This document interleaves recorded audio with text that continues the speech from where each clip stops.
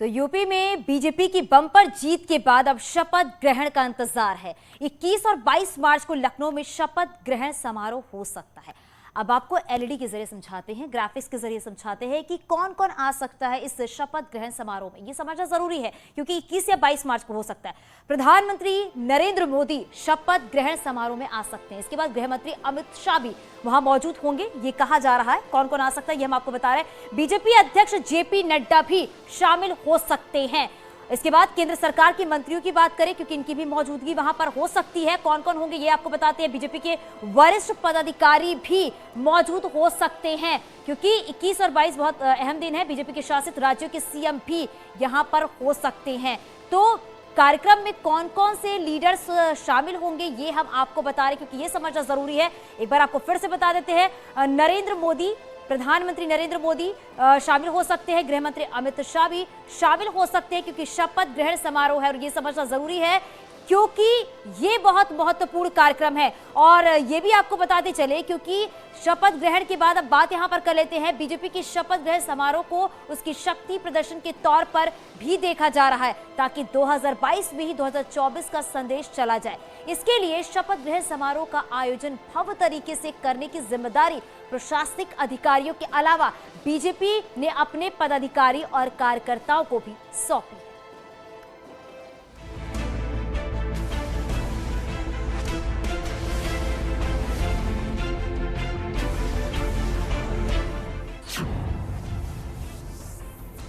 UP के महासंग्राम 2022 में bumper जीत के बाद बीजेपी के हौसले बुलंद हैं।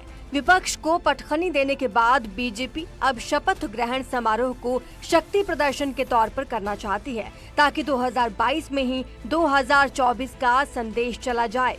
पीएम मोदी इसका संकेत पहले ही दे चुके हैं। 2019 में जब लोकसभा में हम दोबारा जीत करके आए तो ज्ञानियों ने कहा था कि भाई 2019 के जीत में क्या है, ये तो 2017 में ही तय हो गई थी क्योंकि 2017 में यूपी का रिजल्ट आया था। मैं मानता हूं इस बार भी ये ज्ञानी जरूर कहने की हिम्मत करेंगे कि 2022 के नतीजों ने 2024 के नतीजे तय कर दिए हैं। भव्य होगा शपथ ग्रहण समारोह।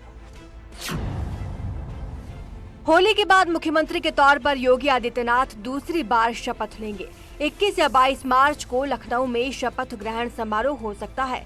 पीएम मोदी, गृह मंत्री अमित शाह, बीजेपी अध्यक्ष जेपी नड्डा शपथ ग्रहण समारोह में शामिल होंगे।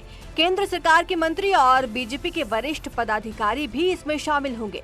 लोकसभा चुनाव 2024 को देखते हुए बीजेपी की मंत्रिमंडल में जातीय और क्षेत्रीय संतुलन बनाने की कोशिश रहेगी। इसके लिए करीब 24 से ज्यादा मौजूदा मंत्रियों के साथ नए चेहरों को भी शामिल करने की रणनीति बनाई है। यूपी में बीजेपी की नई सरकार में सीएम योगी के साथ 40 से ज्यादा मंत्री शपथ ले सकते हैं। बड़ी बात यह कि जितना दिव्य और ये भव्य कार्यक्रम होगा उतने ही खास मेहमान यहाँ पर आएंगे। बताया ये जा रहा है कि मुख्यमंत्री योगी आदित्यनाथ जिस तरीके से कई बार वो दिल्ली गए हैं, आज भी वो दिल्ली में मौजूद है, कई बड़ी बैठकें हो रही हैं।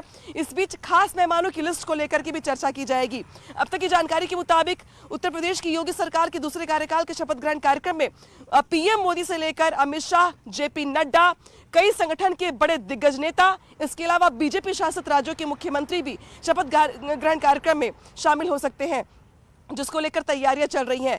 बड़ी बात यह कि बीजेपी इसी के जरिए 2024 को भी लेकर बड़ा संदेश देना चाहती है।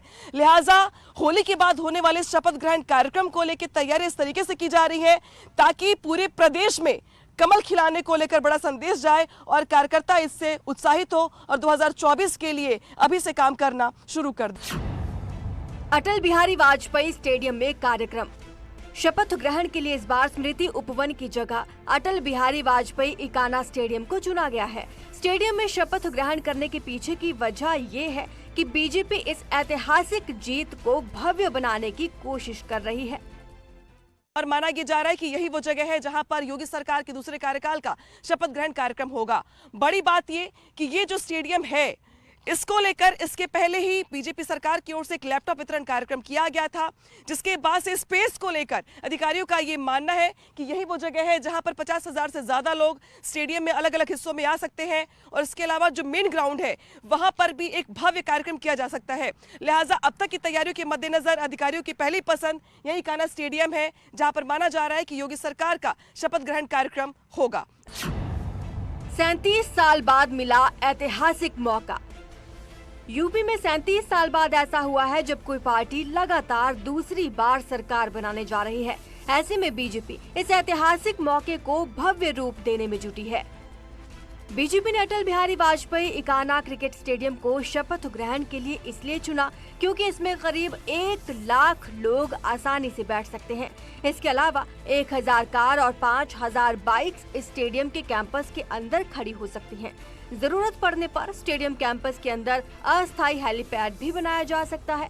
स्टेडियम के अंदर 2 बड़े LED स्क्रीन भी हैं, जिससे शपथ ग्रहण को लाइव दिखाया जा सकता है। स्टेडियम में 5 गेट हैं, 2 मेन एंट्री गेट और 3 अलग अलग गेट हैं। उत्तर प्रदेश में प्रचंड जीत के बाद जहां एक तरफ सरकार के गठन को लेकर दिल्ली में लगातार बैठकों का दौर चल रहा है, तो वहीं दूसरी ओर लखनऊ में भव्य शपथ ग्रहण की तैयारियां जोर शोर से चल रही हैं। इस वक्त मेरी मौजूदगी कान्हा स्टेडियम के बिल्कुल बाहर है। देखिए आप किस तरीके से यहां पर बाहर अधिकारी लगातार निरीक्षण कर रहे हैं और निरीक्षण के जरिए ये इस बात का आकलन किया जा रहा है कि कुल कितने लोगों की उपस्थिति यहाँ पर हो सकती है, कितना बड़ा एरिया है ये, किस तरीके से यहाँ पर ज़्यादा से ज़्यादा मेहमान और बीजेपी के कार्यकर्ता और जो लोग आना चाहते हैं उनको आने का मौका मिल सकता है। बता दूं मैं आपको इस स्टेडियम के बारे में कि ये स्टेडियम, इसमें कुल 5 प्रवेश द्वार है, जिसमें 2 मेन एंट्री गेट है। इसके अलावा 3 अलग अलग गेट और भी बनाए गए हैं। 50,000 से ज्यादा लोगों की यहाँ पर उपस्थिति हो सकती है। सिक्योरिटी को लेकर जब से कल शाम से अधिकारी यहाँ पर आए हैं, निर्देश दिए गए हैं, उसके बाद से पुलिस बल की संख्या यहाँ पर बढ़ा दी गई है। मीडिया को अंदर एंट्री बंद कर दी गई है और अब पार्किंग से लेकर के जो VVIP गेस्ट होंगे उनकी एंट्री कहाँ से होगी, किस जगह से होगी, किस तरीके से यहाँ पर सिक्योरिटी के इंतजामात होंगे, ट्रैफिक किस तरीके से डाइवर्ट किया जाएगा, इन तमाम चीज़ों को लेकर के देख सकते हैं आपके अधिकारी लगातार बैठक कर रहे हैं। और चाहे LDA की बात करें हम या अलग अलग विभागों की बात करें, उनकी ओर से ये सुनिश्चित किया जा रहा है कि किस तरीके से होली के बाद जो शपथ ग्रहण होना है उसको ज़्यादा ग्रैंड इवेंट में तब्दील किया जाए, ताकि बड़ा संदेश जाए पूरे प्रदेश में। और शायद यही वजह है कि बीजेपी की ओर से भी ये कहा गया है कि जो शपथ ग्रहण कार्यक्रम होगा उसको दिखाने के लिए शहर के अलग अलग जगहों पर या प्रदेश के अलग अलग जिलों में LED स्क्रीन लगाई जाएगी, ताकि जो लोग यहाँ पर नहीं पहुँच पा रहे हैं वो अपने शहरों में रह करके, अपने जिले में रह करके ही भव्य शपथ ग्रहण कार्यक्रम को देख सके। नाम न्यूज़ 18 लखनऊ। योगी सरकार 2.0 के इस बार के मंत्रिमंडल में कौन कौन होगा, इसे लेकर बीजेपी का कोई भी दिग्गज नेता साफ तौर पर बोलने को तैयार नहीं है। खुद डिप्टी सीएम दिनेश शर्मा का कहना है कि वो पार्टी के एक कार्यकर्ता हैं। इसके अलावा जो भी जिम्मेदारी होगी वो पार्टी संगठन तय करेगा। बीजेपी में कार्यकर्ता अपनी स्थिति और कार्यों का निर्धारण स्वयं नहीं करता। ये केंद्रीय नेतृत्व का निर्णय होता है कि किससे वो संगठन का काम लेंगे, किससे वो प्रबंधन का काम लेंगे, किससे वो सभा को कराएंगे, किसको वो एडमिनिस्ट्रेटिव पोस्ट पे ले जाएंगे। ये केंद्रीय नेतृत्व तय करता है।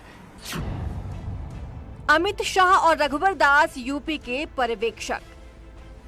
सीएम योगी आदित्यनाथ के चेहरे पर चुनाव लड़ने वाली बीजेपी को इस बार अकेले 255 और सहयोगियों के साथ मिलकर 273 सीटें हासिल हुई हैं।